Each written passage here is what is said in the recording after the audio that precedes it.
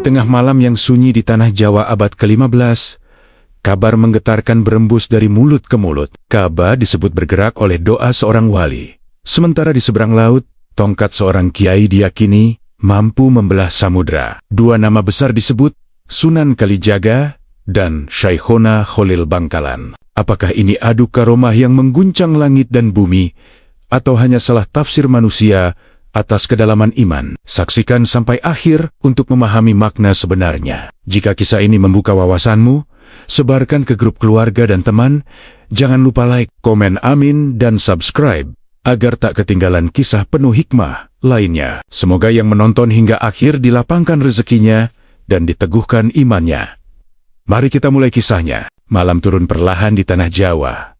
Angin berembus pelan melewati pepohonan, sementara lampu-lampu minyak di serambi masjid menyala redup. Di tengah suasana yang tenang itu, sebuah kabar mengejutkan beredar dari mulut ke mulut. Seorang musafir yang baru tiba dari perjalanan jauh bersumpah bahwa ia mendengar cerita tentang Ka'bah yang seakan berguncang oleh doa seorang wali dari Nusantara. Cerita itu terdengar mustahil, tetapi nada suara sang musafir penuh keyakinan. Orang-orang yang mendengarnya terdiam, sebagian terpana, sebagian lagi menyipitkan mata, mencoba mencerna maknanya. Kabar tersebut menyebar cepat seperti api yang menjilat jerami kering. Di pasar, para pedagang membicarakannya sambil menimbang beras dan kain. Di pesantren, para santri saling bertanya dengan suara berbisik. Bahkan di rumah-rumah sederhana, keluarga-keluarga membahasnya setelah sholat Isya.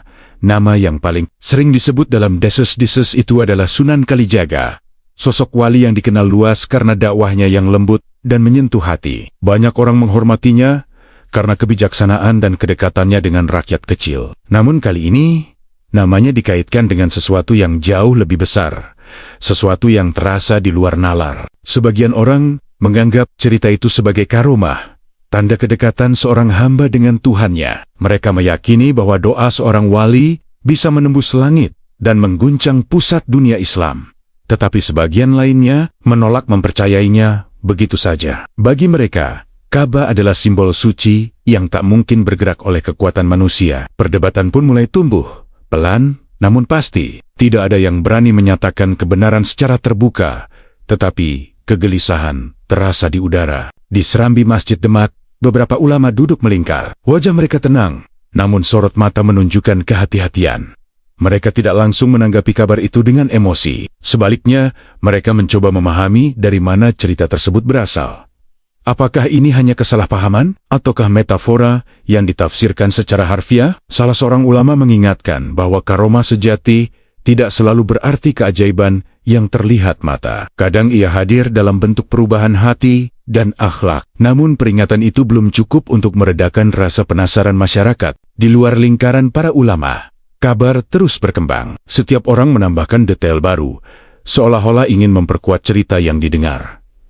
Ada yang mengatakan Ka'bah bergetar hebat. Ada pula yang menyebut hanya terasa seperti angin besar yang tiba-tiba berhenti. Versi yang berbeda-beda itu justru membuat kisah semakin liar. Dalam waktu singkat, cerita sederhana berubah menjadi legenda yang mengguncang kepercayaan banyak orang. Malam semakin larut, tetapi pembicaraan tak juga berhenti. Di tengah gelapnya langit Jawa, sebuah pertanyaan besar menggantung.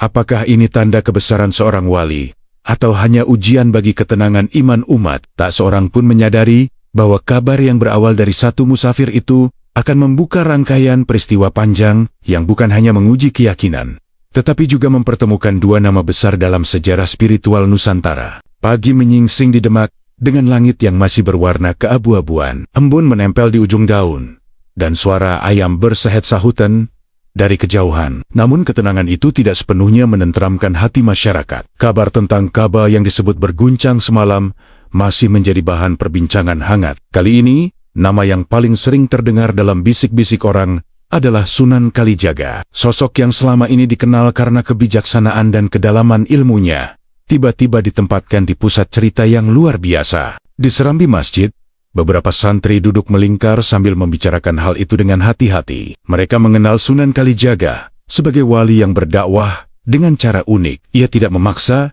tidak menggurui dengan keras, melainkan menyusupkan nilai-nilai tauhid lewat tembang, wayang, dan budaya rakyat. Baginya, hati manusia lebih mudah disentuh dengan pendekatan lembut. Karena itu, banyak yang merasa heran, mengapa nama beliau dikaitkan dengan peristiwa besar yang seolah menunjukkan kekuatan dahsyat. Sebagian masyarakat meyakini bahwa doa seorang wali memang bisa menembus batas jarak dan ruang. Mereka menyebut bahwa kedekatan kepada Allah membuat seorang hamba memiliki kekuatan yang tidak dimiliki orang biasa. Keyakinan itu membuat cerita tentang Ka'bah semakin diyakini sebagai karomah. Namun di sisi lain, ada pula yang merasa bahwa Sunan Kalijaga tidak pernah mencari perhatian lewat hal-hal semacam itu. Selama ini, ia dikenal merendah dan menghindari pujian. Hal itu membuat cerita tersebut terasa janggal. Di rumah-rumah penduduk, perbincangan berlangsung dengan nada berbeda. Ada yang bangga karena merasa tanah Jawa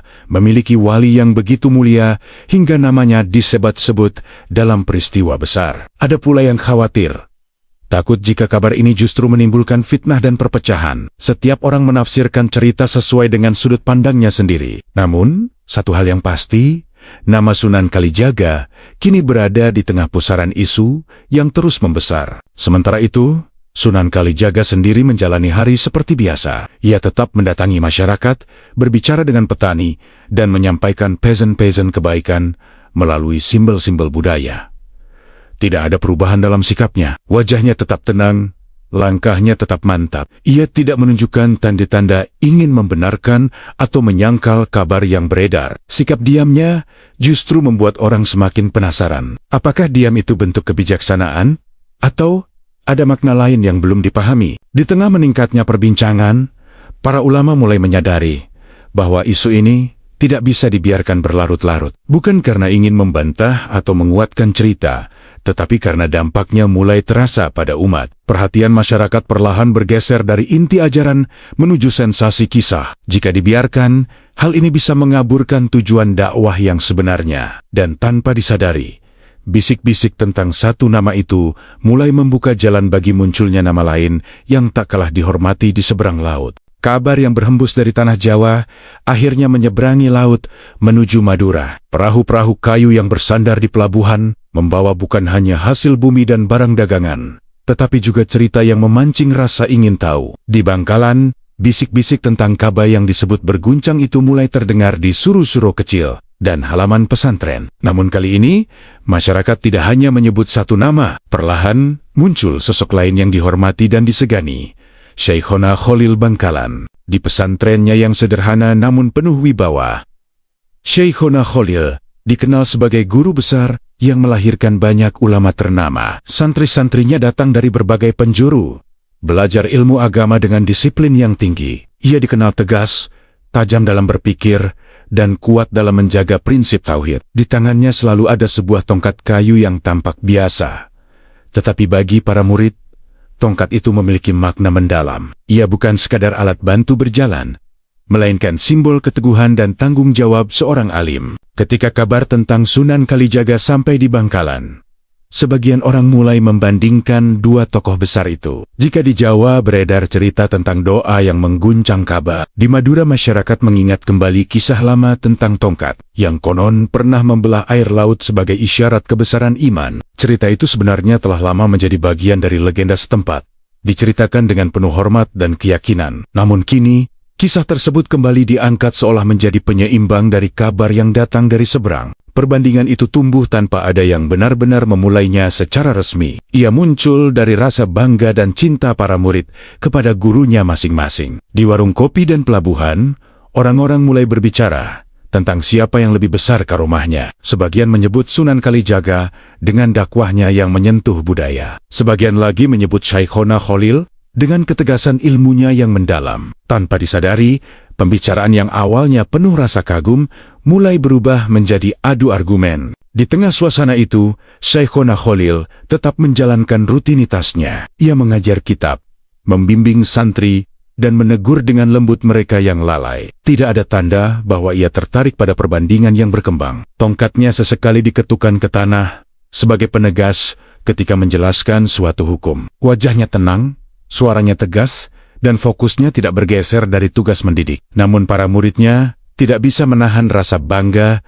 dan keinginan untuk menjaga kehormatan gurunya. Sementara itu, kabar yang semula hanya satu cerita, kini berubah menjadi dua poros narasi. Jawa dan Madura seperti dihubungkan oleh benang tak terlihat yang menegangkan suasana. Dua nama besar berdiri dalam bayang-bayang perbandingan yang kian jelas. Tidak ada pertemuan langsung, tidak ada tantangan terbuka, tetapi gema cerita tentang Ka'bah dan laut telah menciptakan gelombang baru. Gelombang itu belum mencapai puncaknya, namun tanda-tandanya sudah mulai terasa di hati umat. Beberapa hari setelah kabar itu menyebar luas, sumber cerita mulai ditelusuri dengan lebih serius. Di sebuah surau kecil di pesisir, seorang santri yang pernah mendengar langsung kisah tentang Ka'bah yang tertarik akhirnya angkat bicara. Ia menjelaskan bahwa ungkapan tersebut sebenarnya muncul dalam sebuah pengajian saat gurunya menggambarkan kekuatan doa seorang hamba yang begitu khusyuk hingga sikanekan pusat dunia pun mendekat. Kalimat itu dimaksudkan sebagai perumpamaan, bukan kejadian fisik yang benar-benar terjadi. Namun dalam perjalanan dari satu telinga ke telinga lain, maknanya berubah arah. Perumpamaan yang seharusnya menjadi pelajaran tentang kedalaman iman justru dipahami secara harfiah. Kata tertarik dimaknai sebagai gerakan nyata, seolah-olah bangunan suci itu bergeser karena kekuatan doa. Tambahan detail pun muncul dari imajinasi orang-orang yang tidak hadir dalam majelis tersebut. Ada yang menyebut bumi bergetar, ada yang bersumpah mendengar suara gemuruh. Cerita yang awalnya sederhana kini menjelma menjadi narasi dramatis yang sulit dikendalikan. Para ulama yang mendengar klarifikasi itu merasa khawatir. Mereka menyadari bahwa tafsir yang keliru dapat menimbulkan kesalahpahaman besar. Karomah yang seharusnya dipahami sebagai tanda kedekatan seorang wali kepada Allah bisa berubah menjadi ajang sensasi. Jika dibiarkan, masyarakat akan lebih sibuk membicarakan keajaiban daripada memperbaiki akhlak dan ibadah. Inilah yang membuat sebagian tokoh agama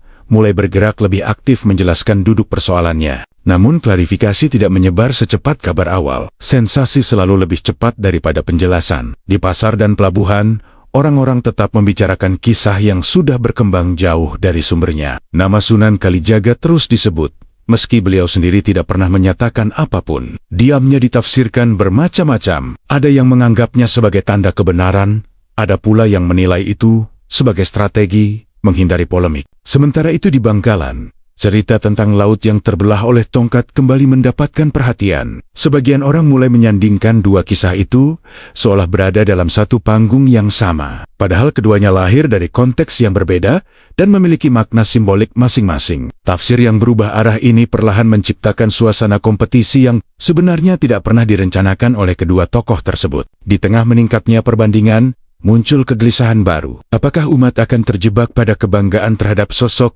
lalu melupakan pesan yang dibawa? Pertanyaan itu menggantung di udara. Tafsir yang keliru telah membuka jalan bagi konflik yang lebih besar. Jika tidak segera diluruskan, ia bisa berubah menjadi api yang membakar persaudaraan. Dan tanpa disadari, kisah tentang perumpamaan itu kini berdiri di ambang perpecahan yang lebih nyata. Di Bangkalan, cerita tentang tongkat Syekhona Khalil kembali menguat seiring memanasnya perbincangan dari tanah Jawa. Para santri yang lebih tua mulai mengisahkan ulang sebuah peristiwa lama yang pernah mereka dengar dari guru-guru sebelumnya. Diceritakan bahwa dalam sebuah perjalanan dakwah, rombongan pernah terhambat oleh air pasang yang tinggi. Dalam situasi genting itu, sang kiai menancapkan tongkatnya ke tanah sambil berdoa dengan khusyuk. Air disebut-sebut surut dengan cepat, membuka jalan bagi rombongan untuk menyeberang. Kisah itu selama ini disampaikan sebagai tanda pertolongan Allah, bukan pamer kekuatan manusia. Namun, ketika kabar tentang Ka'bah yang tertarik beredar luas, legenda tersebut mendapat makna baru di tengah masyarakat.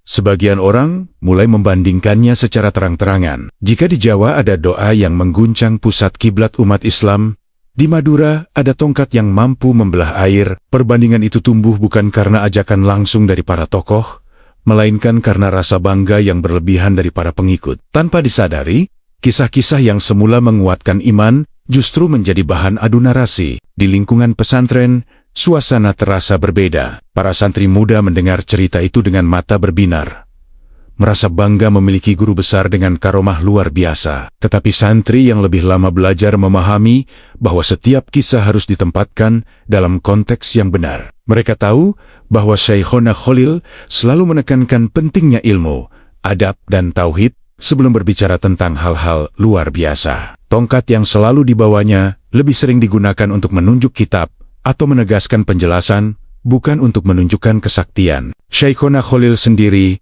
tetap tenang. Ia tidak pernah membenarkan atau membesar-besarkan cerita tersebut. Dalam pengajiannya, ia justru menekankan bahwa pertolongan Allah datang kepada siapa saja yang bersungguh-sungguh dalam iman. Karomah bukan sesuatu yang dicari, melainkan sesuatu yang bisa saja terjadi tanpa direncanakan. Ia mengingatkan para murid agar tidak terjebak pada kisah yang memancing kebanggaan berlebihan. Namun di luar pesantren, cerita terus berkembang sesuai imajinasi masing-masing orang. Di pelabuhan dan pasar, para pedagang mulai menyebut dua kisah itu dalam satu tarikan napas. Sunan Kalijaga dan Syekhona Khalil disebut sebagai dua poros kekuatan spiritual Nusantara. Kata-kata seperti adu kesaktian mulai terdengar, meski tidak ada satupun dari kedua tokoh itu yang pernah menantang atau menanggapi secara terbuka. Narasi publik bergerak lebih cepat daripada klarifikasi para ulama. Legenda tongkat dan laut kini berdiri sejajar dengan kisah Ka'bah yang berguncang. Keduanya menjadi simbol kebanggaan daerah,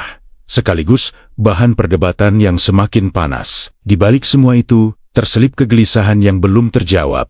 Apakah umat akan memahami makna terdalam dari karomah, atau justru terjebak dalam perbandingan yang mengaburkan tujuan dakwah? Gelombang perbandingan itu terus membesar, membawa cerita menuju babak yang lebih tegang. Di tengah riuhnya perbincangan masyarakat, beberapa ulama sepuh dari berbagai daerah memutuskan untuk berkumpul dalam sebuah majelis tertutup. Pertemuan itu berlangsung sederhana di sebuah pendopo kayu yang jauh dari keramaian pasar dan pelabuhan. Tidak ada pengumuman resmi, tidak ada santri yang diperbolehkan ikut mendengar. Mereka sadar bahwa persoalan yang berkembang bukan sekadar cerita, melainkan menyangkut pemahaman umat tentang makna karomah dan kedudukan seorang wali. Dalam majelis itu, suasana terasa khidmat. Para ulama duduk bersila, kitab-kitab terbuka di hadapan mereka. Pembahasan dimulai dari satu pertanyaan mendasar. Apakah karomah bisa dijadikan tolok ukur keutamaan seseorang? Sebagian mengingatkan bahwa dalam tradisi tasawuf, karomah bukanlah tujuan perjalanan spiritual.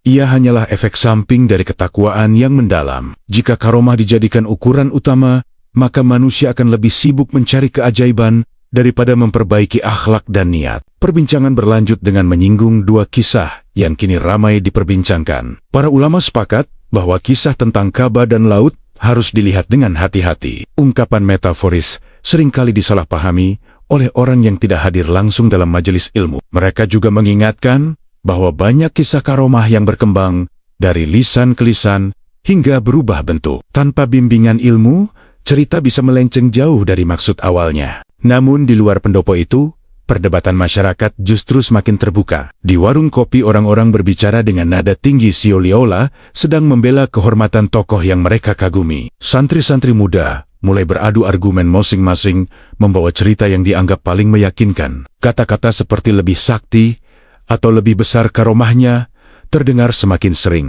Tanpa disadari, pembicaraan yang seharusnya membawa hikmah mulai menyisakan jarak di antara sesama. Salah seorang ulama dalam majelis tertutup itu mengingatkan dengan suara tenang bahwa wali sejati justru takut jika karomahnya diketahui banyak orang. Bagi mereka, kemuliaan bukan terletak pada keajaiban, melainkan pada keikhlasan yang tersembunyi. Jika umat terjebak pada sensasi, maka esensi dakwah akan tergeser.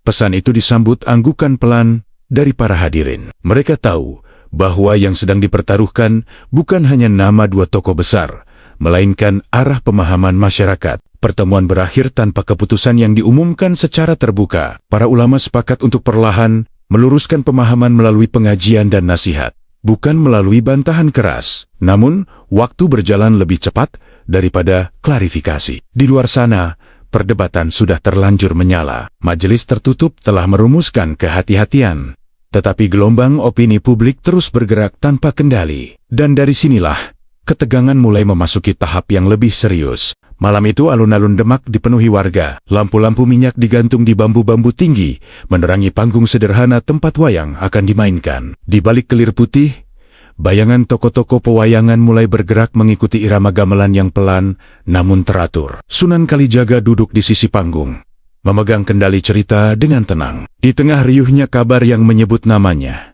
ia justru memilih berdakwah seperti biasa, menyampaikan pesan tauhid melalui kisah yang mudah dipahami rakyat. Cerita yang dibawakan malam itu bukan tentang keajaiban atau kesaktian. Ia mengisahkan perjalanan seorang satria yang diuji oleh godaan kekuasaan dan kesombongan. Setiap dialog tokoh wayang diselipkan nasihat tentang keikhlasan dan ketundukan kepada Allah. Warga yang menonton larut dalam alur cerita, tertawa ketika adegan lucu muncul, dan terdiam ketika pesan moral disampaikan dengan tegas, tanpa menyebut satupun kabar yang beredar.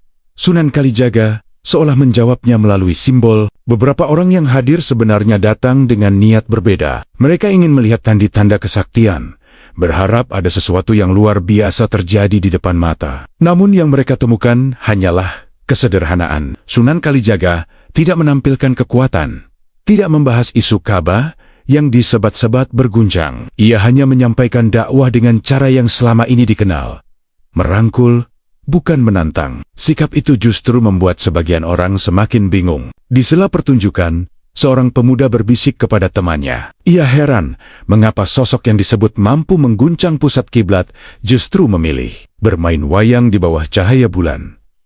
Temannya hanya mengangkat bahu. Mereka mulai menyadari bahwa ada jarak antara kabar yang beredar dan kenyataan yang terlihat. Sunan Kalijaga tampak tidak terusik oleh perbandingan yang berkembang. Fokusnya tetap pada tugas menyampaikan pesan kebaikan kepada masyarakat. Pertunjukan berakhir menjelang tengah malam. Warga bubar dengan hati yang lebih tenang. Banyak yang membawa pulang bukan cerita tentang kesaktian, melainkan pesan tentang bahaya kesombongan. Di sudut panggung, Sunan Kalijaga berdiri sejenak memandang langit. Tidak ada pernyataan, tidak ada bantahan. Diamnya terasa lebih kuat daripada 1000 kata. Ia seolah menunjukkan bahwa kekuatan sejati bukan terletak pada kemampuan menggetarkan sesuatu yang jauh, melainkan pada kemampuan menggetarkan hati yang dekat. Namun di luar alun-alun, kabar tetap berjalan dengan caranya sendiri. Tidak semua orang hadir menyaksikan pertunjukan itu. Bagi mereka yang hanya mendengar dari kejauhan, cerita tentang Ka'bah masih menjadi topik utama. Perbedaan antara persepsi dan kenyataan semakin lebar. Sementara Sunan Kalijaga terus melangkah dalam kesederhanaannya. Gelombang perbandingan di antara para pengikut belum juga surut. Ketegangan itu perlahan menunggu titik berikutnya untuk meledak. Di Bangkalan pagi itu, dimulai dengan suara lantunan ayat-ayat Al-Quran yang bergema dari ruang pengajian. Para santri duduk berbaris rapi di atas tikar anyaman. Kitab kuning terbuka di hadapan mereka. Di depan, Syekhona Khalil berdiri dengan tongkat kayunya yang selalu setia di tangan. Wajahnya tenang, namun tegas. Tidak ada tanda bahwa ia terusik oleh kabar yang ramai dibicarakan di luar pesantren. Baginya, tugas mendidik lebih penting daripada menanggapi desas. Tongkat itu sesekali diketukkan pelan ke lantai ketika seorang santri salah membaca teks, bukan untuk menakut-nakuti, melainkan sebagai penegas disiplin. Setiap kali menjelaskan sebuah hukum atau makna tauhid, ujung tongkatnya menunjuk pada baris kitab yang sedang dibahas. Bagi para santri, tongkat itu bukan simbol kesaktian, melainkan simbol ketegasan dan tanggung jawab. Namun di luar pesantren, maknanya telah berubah menjadi bahan cerita yang penuh imajinasi. Beberapa tamu yang datang dari luar Madura membawa kabar tentang perbandingan yang semakin ramai. Mereka menyebut nama Sunan Kalijaga dan mengisahkan pertunjukan wayang yang tetap berlangsung seperti biasa. Sebagian santri merasa bangga sekaligus tertantang. Mereka ingin membuktikan bahwa guru mereka juga memiliki keutamaan yang tidak kalah besar. Namun ketika kabar itu disampaikan kepada Syekhona Khalil, ia hanya tersenyum tipis dan melanjutkan pelajaran. Dalam salah satu pengajiannya, ia menekankan bahwa kemuliaan seorang hamba tidak diukur dari cerita-cerita luar biasa yang menyertainya. Ia berbicara tentang keikhlasan yang tidak terlihat dan amal yang tidak diumumkan. Karomah, menurutnya, bukan sesuatu yang dicari atau dipamerkan. Ia bisa terjadi atas izin Allah, tetapi tidak pernah menjadi tujuan utama. Para santri mendengarkan dengan saksama, meski di hati sebagian masih tersimpan rasa bangga terhadap legenda yang berkembang. Di luar lingkungan pesantren, cerita tentang tongkat yang membelah laut terus diperbincangkan. Versinya semakin beragam. Ada yang menambahkan detail tentang ombak yang terhenti seketika. Ada pula yang menggambarkan cahaya terang menyertai doa. Kisah itu menjadi simbol kebesaran daerah. Sama seperti cerita tentang Ka'bah yang berguncang menjadi kebanggaan sebagian masyarakat Jawa. Dua narasi berjalan berdampingan, masing-masing dikuatkan oleh keyakinan para pengikutnya. Syekhona Khalil tetap berjalan menyusuri halaman pesantren dengan langkah mantap. Tongkatnya menapak tanah, bukan laut. Ia lebih sering menunjuk kitab daripada menantang ombak. Namun gelombang di luar sana semakin tinggi. Para pengikut dari dua wilayah mulai saling mempertahankan cerita mereka. Tanpa ada pertemuan langsung antara dua tokoh besar itu, panggung perbandingan sudah terbentuk dengan sendirinya. Dan dari sinilah perdebatan mulai bergerak menuju konflik yang lebih terbuka. Siang itu pelabuhan di pesisir utara Jawa tampak lebih ramai dari biasanya. Perahu-perahu kayu bersandar rapat. Para pedagang memanggul karung dan nelayan menurunkan hasil tangkapan. Namun di antara herek pikok aktivitas itu, satu topik menguasai hampir setiap percakapan. Kisah tentang Ka'bah dan laut kini tidak lagi dibicarakan dengan nada kagum semata, melainkan dengan semangat perdebatan yang semakin panas. Orang-orang mulai berdiri dalam kubu masing-masing. Seorang pedagang kain dari Demak dengan suara lantang menyebut bahwa doa Sunan Kalijaga adalah bukti keutamaan wali yang tidak perlu diragukan. Ia berbicara dengan penuh keyakinan, seolah-olah menyaksikan sendiri peristiwa yang dikisahkan. Tak lama kemudian, seorang nelayan dari Madura membalas dengan nada tak kalah tegas. Ia mengisahkan tongkat Syekhona Khalil yang diyakini pernah membelah air, menegaskan bahwa gurunya memiliki kedalaman ilmu yang luar biasa. Kerumunan pun terbentuk, mendengarkan perdebatan yang semakin memanas. Para santri muda yang ikut dalam rombongan dagang mulai terlibat. Mereka mengutip cerita yang didengar dari pesantren masing-masing. Kalimat-kalimat tentang karomah dan keutamaan dilontarkan silih berganti. Perdebatan yang awalnya hanya percakapan biasa berubah menjadi adu argumen yang menyentuh harga diri spiritual. Setiap pihak merasa perlu membela sosok yang mereka hormati. Tanpa disadari, pembicaraan tentang iman berubah menjadi pertarungan narasi. Beberapa orang tua mencoba menenangkan suasana. Mereka mengingatkan bahwa kedua tokoh itu tidak pernah saling menantang. Namun suara mereka tenggelam di antara semangat para pemuda yang merasa sedang membela kebenaran. Kata-kata seperti lebih sakti dan lebih dekat dengan Allah mulai terdengar. Api perdebatan menyala bukan karena pernyataan para wali, melainkan karena interpretasi para pengikutnya. Di tengah keramaian itu, seorang ulama sepuh yang kebetulan lewat berhenti sejenak. Ia memandang kerumunan dengan sorot mata yang dalam. Tanpa berteriak, ia berkata bahwa kemuliaan seorang wali tidak bertambah atau berkurang karena pujian manusia.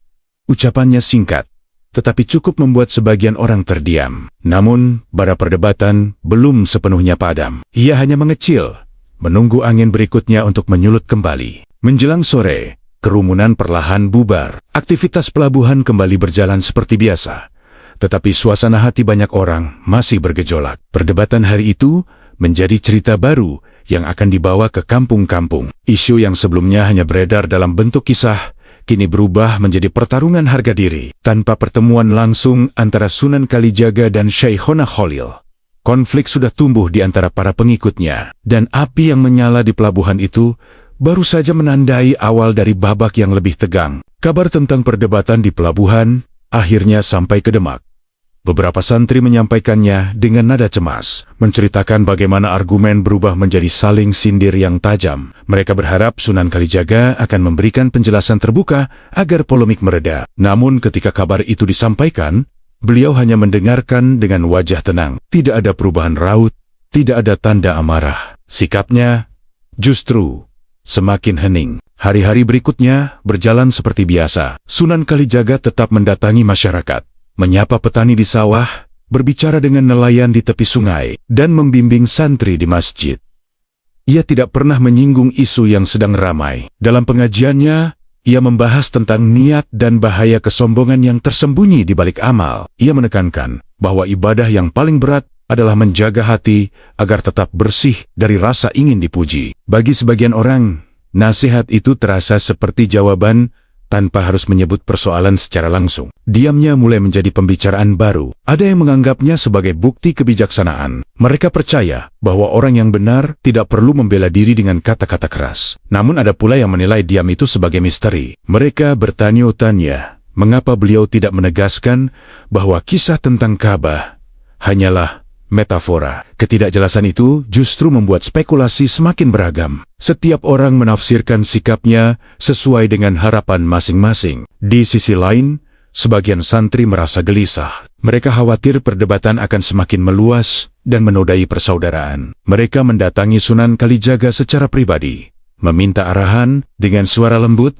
Beliau mengingatkan bahwa tugas seorang penuntut ilmu bukan memenangkan perdebatan, melainkan memperbaiki diri. Ia berkata bahwa jika kebenaran ada, ia akan berdiri tanpa harus ditopang oleh teriakan. Kalimat itu sederhana, tetapi meninggalkan kesan mendalam. Sementara itu, di luar demak cerita terus berkembang. Diam yang seharusnya meredakan justru memancing rasa penasaran lebih besar. Beberapa orang menyebut bahwa diam itu pertanda kekuatan yang tidak perlu dipertontonkan. Sebagian lainnya tetap menuntut klarifikasi. Ketegangan tidak lagi hanya berada di antara para pedagang atau santri muda, tetapi mulai merambat ke kalangan yang lebih luas. Menjelang malam, Sunan Kalijaga duduk sendirian di serambi masjid, memandangi langit yang dipenuhi bintang. Tidak ada kerumunan, tidak ada perdebatan, hanya keheningan dan doa yang lirih. Sikapnya seolah menunjukkan bahwa kekuatan sejati bukan pada kemampuan menjawab setiap tuduhan, melainkan pada kemampuan menahan diri dari dorongan untuk membuktikan diri.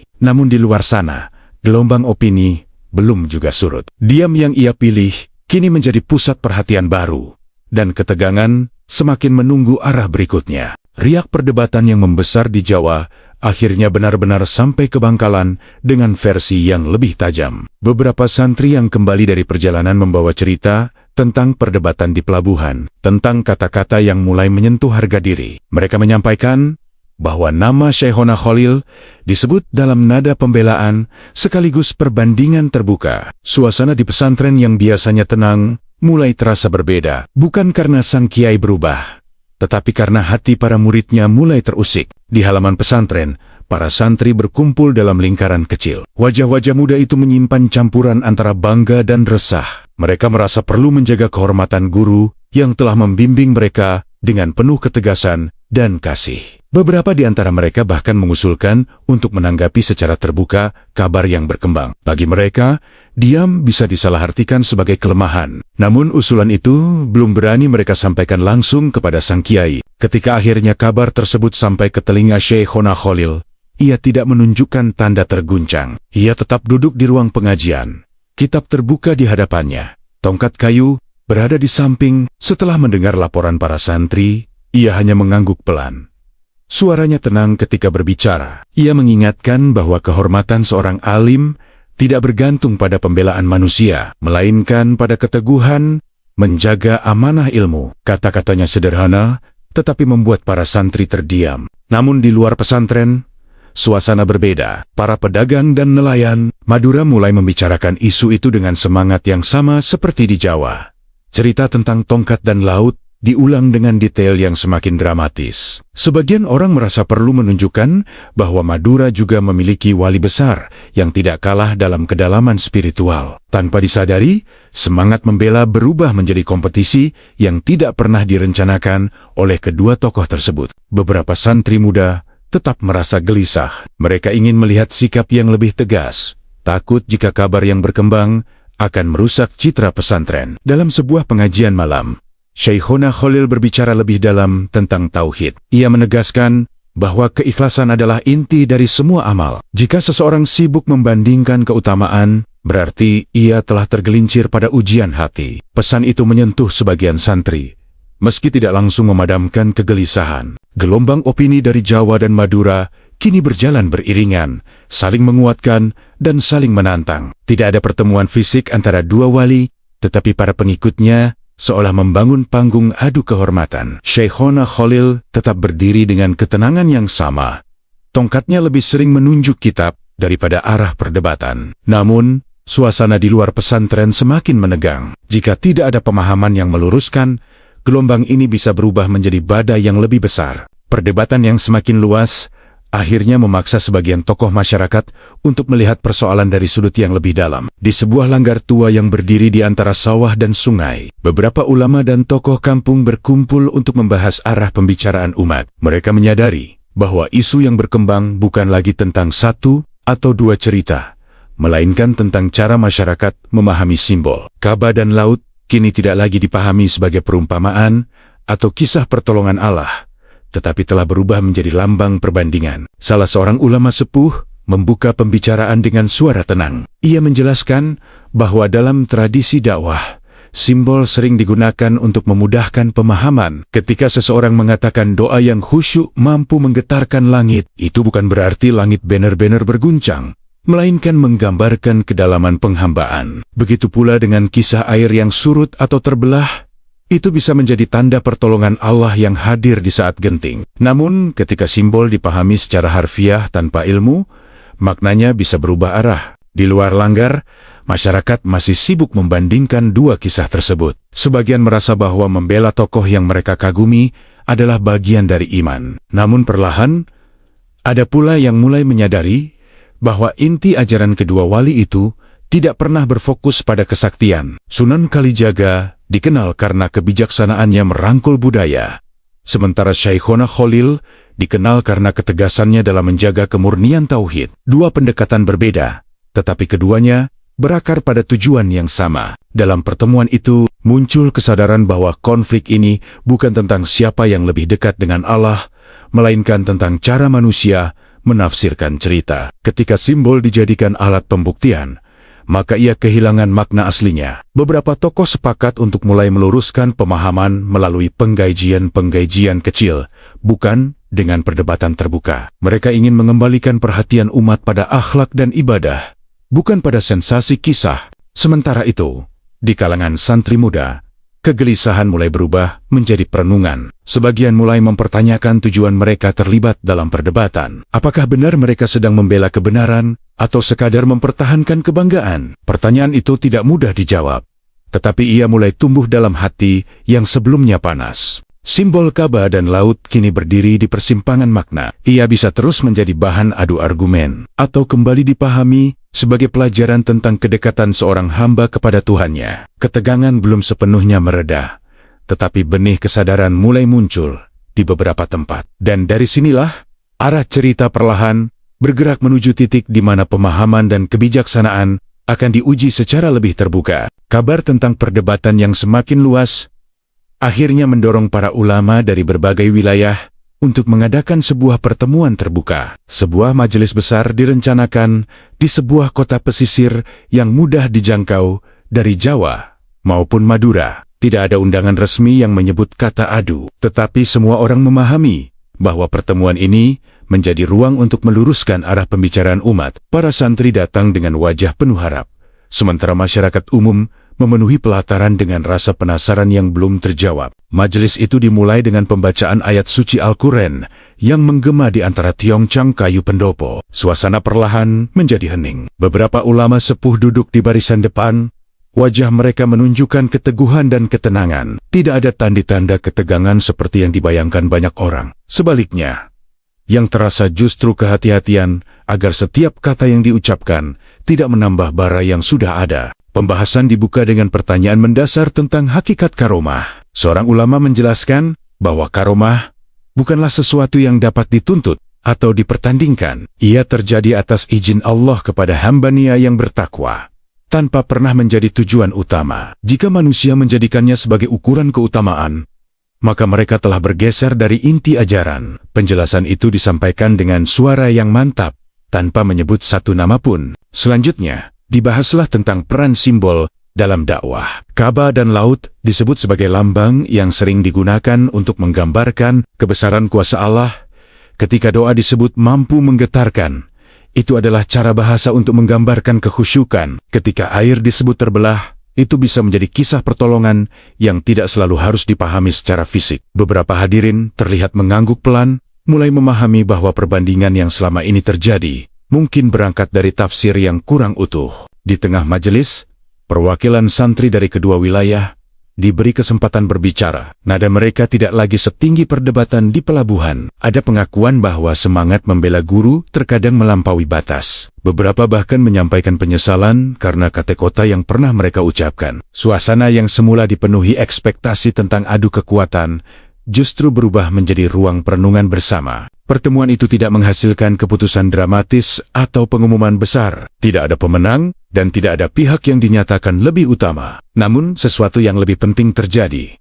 Arah pembicaraan mulai berubah. Dari pertanyaan tentang siapa yang lebih sakti, bergeser menjadi bagaimana memahami karomah dengan benar. Majelis besar itu menjadi titik balik yang pelan namun pasti meredakan ketegangan. Ketika orang-orang mulai meninggalkan tempat pertemuan, wajah mereka tidak lagi dipenuhi semangat adu argumen. Ada kesadaran baru yang tumbuh.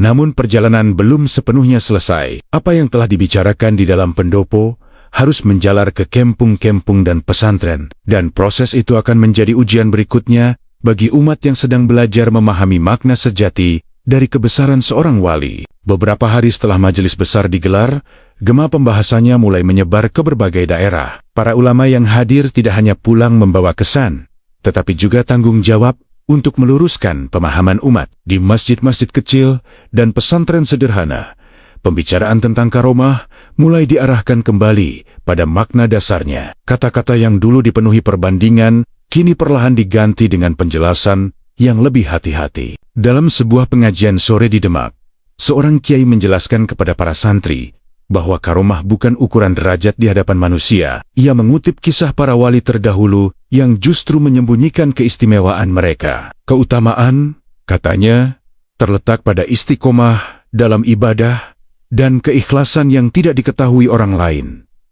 Para santri mendengarkan dengan saksama. Beberapa di antara mereka teringat pada perdebatan yang pernah mereka ikuti dan mulai merasakan penyesalan. Di bangkalan penjelasan serupa juga disampaikan. Para santri duduk berbaris, mendengar bahwa tongkat yang selama ini menjadi simbol kebanggaan bukanlah alat pembuktian, melainkan pengingat amanah ilmu. Ditekankan bahwa kisah tentang laut yang surut harus dipahami sebagai bentuk pertolongan Allah, bukan sebagai ajang pembandingan. Perlahan, narasi yang selama ini menguatkan ego mulai digantikan dengan nasihat tentang kerendahan hati. Masyarakat awam pun mulai menangkap perubahan arah tersebut. Di pasar dan pelabuhan, pembicaraan tentang siapa yang lebih sakti mulai berkurang. Sebagian orang mengakui bahwa mereka terlalu cepat terbawa arus cerita. Ada yang mengingat kembali bahwa kedua tokoh yang diperdebatkan tidak pernah mengeluarkan tantangan atau klaim. Kesadaran itu tumbuh pelan, tetapi cukup untuk meredakan ketegangan yang sempat memuncak. Meski begitu, tidak semua orang langsung menerima penjelasan baru. Masih ada yang merasa sulit melepaskan kebanggaan terhadap kisah-kisah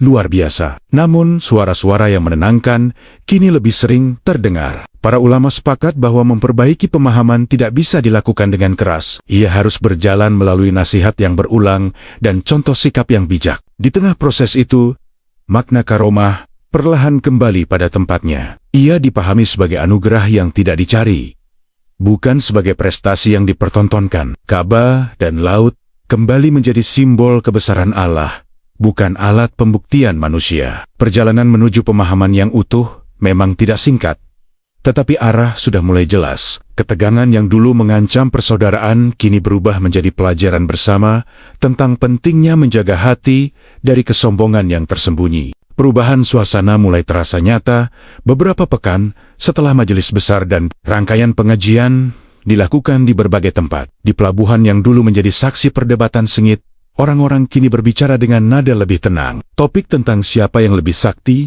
tidak lagi mendominasi percakapan. Sebaliknya, muncul pembahasan tentang bagaimana menjaga adab ketika berbeda pandangan. Para pedagang yang dulu bersuara lantang kini lebih banyak mendengar daripada menyela. Di kalangan santri, proses perenungan berjalan lebih dalam. Beberapa di antara mereka mengingat kembali kata-kata yang pernah diucapkan dengan penuh emosi. Ada rasa malu ketika menyadari bahwa semangat membela guru telah berubah menjadi sikap merendahkan pihak lain. Dalam halakoh kecil di pesantren, mereka membahas kembali pelajaran tentang niat. Apakah selama ini mereka benar-benar membela kebenaran atau sekadar mempertahankan kebanggaan kelompok? Salah seorang santri dari Jawa yang pernah berdebat di pelabuhan memutuskan menyeberang ke Madura untuk bersilaturahmi. Ia datang bukan untuk membuktikan apapun, melainkan untuk meminta maaf atas sikapnya yang keras. Pertemuan itu berlangsung sederhana, di bawah naungan pohon di halaman pesantren. Percakapan yang awalnya canggung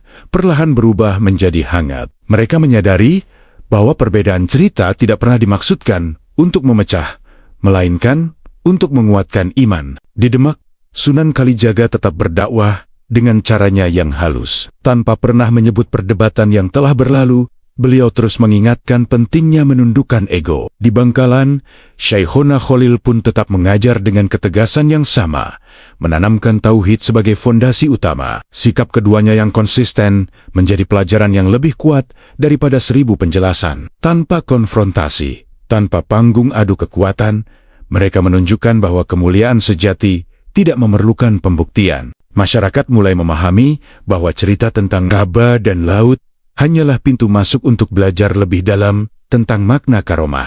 Ia bukan perlombaan, bukan ajang kebanggaan, melainkan cermin yang menguji hati. Ego yang sempat meninggi, kini perlahan runtuh oleh kesadaran bahwa kebenaran tidak perlu dibela dengan kesombongan. Justru dalam kerendahan hati, persaudaraan kembali terasa kuat. Gelombang yang dulu mengancam menjadi badai, kini berubah menjadi arus tenang yang membawa pelajaran. Umat menyadari bahwa dua tokoh besar itu tidak pernah berada dalam jalur yang saling menantang. Mereka berdiri dalam satu garis perjuangan yang sama, menguatkan iman dan menjaga kemurnian ajaran. Kesadaran ini belum sepenuhnya menyebar ke semua tempat, tetapi akarnya sudah tertanam. Dan dari akar inilah, pemahaman yang lebih utuh akan tumbuh, mengantarkan cerita menuju penutup yang syarat makna. Musim berganti perlahan di tanah Jawa dan Madura. Angin yang dulu membawa kabar panas, kini terasa lebih sejuk. Di masjid-masjid dan pesantren, pembicaraan tentang adu kesaktian hampir tak terdengar lagi. Yang tersisa adalah pengajian tentang akhlak, tauhid, dan keikhlasan. Umat mulai kembali pada rutinitas ibadah tanpa bayang-bayang perbandingan yang pernah mengusik persaudaraan. Di Demak, Sunan Kalijaga terus menyampaikan dakwah melalui budaya yang membumi. Wayang, tembang, dan simbol-simbol kehidupan sehari-hari tetap menjadi jembatan antara ajaran dan masyarakat. Tanpa pernah mengklarifikasi secara terbuka kisah yang sempat mengguncang opini publik, beliau menunjukkan bahwa ketenangan adalah jawaban terbaik. Diamnya bukan tanda kelemahan, melainkan kekuatan untuk tidak terjebak dalam pusaran ego manusia. Di Bangkalan, Syekhona Khalil tetap berdiri di depan para santri dengan tongkatnya yang sederhana. Ia mengajarkan tauhid dengan ketegasan yang sama seperti sebelumnya. Tidak ada upaya membandingkan diri, tidak ada keinginan membuktikan keunggulan. Tongkat itu kembali menjadi penunjuk kitab, bukan simbol legenda yang diperdebatkan. Sikapnya yang konsisten mengajarkan bahwa kemuliaan seorang alim terletak pada amanah ilmu, bukan pada cerita luar biasa yang mengelilinginya. Masyarakat yang dulu terpecah oleh perdebatan, kini mulai melihat dua tokoh itu dalam cahaya yang berbeda. Mereka memahami bahwa keduanya berjalan di satu jalan yang sama, meski dengan pendekatan berbeda. Sunan Kalijaga merangkul budaya untuk menyentuh hati, sementara Syekhona Khalil menegakkan disiplin ilmu untuk menjaga kemurnian ajaran. Dua metode, satu tujuan, dua cahaya, satu arah. Cerita tentang Ka'bah dan laut tidak lagi dipakai untuk membandingkan. Ia kini dipahami sebagai simbol kebesaran Allah yang melampaui nalar manusia. Umat belajar bahwa ketika simbol disalahpahami, ia bisa memecah. Namun ketika diluruskan dengan ilmu, ia menjadi pengingat akan keterbatasan diri. Pelajaran terbesar bukan tentang siapa yang lebih sakti, melainkan tentang bagaimana menjaga hati dari kesombongan yang halus. Perjalanan panjang yang dimulai dari satu kabar, kini berakhir dengan kesadaran bersama. Tidak ada panggung adu karomah. Tidak ada pemenang yang diumumkan. Yang ada hanyalah pemahaman bahwa wali sejati tidak pernah berlomba dalam keajaiban. Mereka berlomba dalam keikhlasan, dalam kesabaran, dan dalam menjaga persatuan umat. Di bawah langit yang sama, dua nama besar itu tetap dikenang, bukan karena cerita sensasional, melainkan karena keteladanan yang mereka tinggalkan. Umat yang sempat terembang-ambing kini berdiri lebih teguh. Dari kisah yang hampir memecah, lahir pelajaran tentang rendah hati dan persaudaraan, dan di sanalah cerita ini menemukan maknanya yang paling dalam. Satu jalan, dua cahaya, menuju tujuan yang sama.